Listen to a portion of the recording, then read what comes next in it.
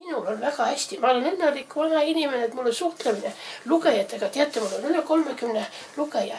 Tead, kõik nad on haritumad kui mina, targemad kui mina. Tegelikult me oleme kolmekesi, kes Sirli pani meid tööle kolmekesi. Eks tähendab, 3 lugejat oli, aga 3 tegijat ka. Mina, Reet Kaljula ja Artur Lepp. Kuulame natukene seda.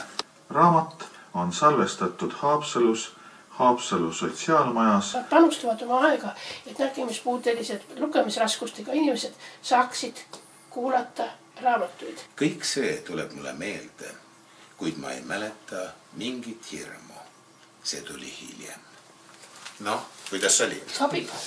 Ükski vanur ega puudeline ei saa töötada, kui tal ei oleks abi. Tähendab toetavat abi, et luuaks olukord, kus saaks. Näiteks meie omad õpivad ülikooli läbi, noored.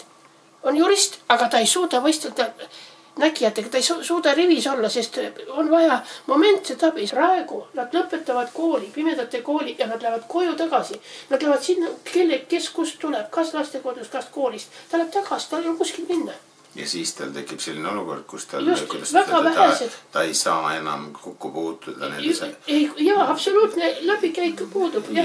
Istudki toas, istudki kelle najalgi kellelgi jalus.